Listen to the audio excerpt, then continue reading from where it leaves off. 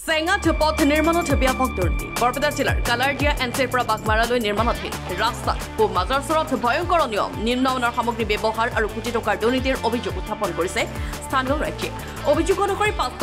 5 metre বহল পথ নিৰ্মাণৰ কথা থাকিলেও ঠিকাদাৰ সংস্থাই কেৱল 4 মিটাৰ বহলত কাম কৰি আছে নদীৰ বালি আৰু মাটি মিহলাই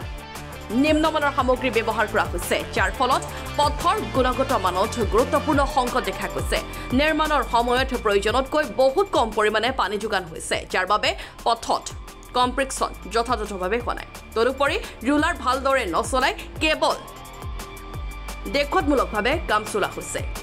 13.48 কোটি টকাৰ এই প্ৰকল্প AS 01524 নম্বৰৰ পেকেজৰ অধীনত অনুমোদন পায় RBS নামৰ ঠিকাদাৰী সংস্থাই কামৰ দায়িত্বত আছে সহকাৰী অভিযন্তা তাজউদ্দিন আহমেদ আৰু কামটো সম্পন্ন কৰিছে ঠিকাদাৰ ৰিয়াজ আহমেদে যাৰ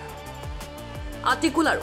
গফুৰ আলীৰ তত্ত্বাৱধানত কাম চলাই আছে ইতিমধ্যেই ৰাস্তাৰ একাংশ ক্ষয়প্ৰাপ্ত হ'বলৈ ধৰিছে যাৰ ফলত স্থানীয় ৰাজ্যে গড়কাপ্তানি বিভাগৰ তদন্ত আৰু দোষী ঠিকাদাৰ তথা সংশ্লিষ্ট বিষয়া বৰ্গৰ বিৰুদ্ধে শাস্তিমূলক ব্যৱস্থা লোৱাৰ জোৰ দাবী জনাইছে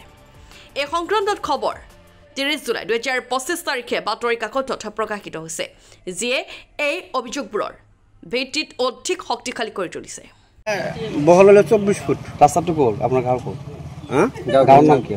2 নম্বর মাজারচর আনছে কি হয়েছে রাস্তা সরকারি নিয়ম মতে 2 লাইন রাস্তা 5.5 মিটার বহল পাকি হবা আৰু 3 ফুট 4.5 ফুট কৰি 260 বম থাকিব এতিয়া ঠিকাদাৰে 4 মিটাৰ কৰি আছে 1.5 ফুট 1.5 মিটাৰ কৰা নাই এইখিনি আমাৰ কমপ্লিট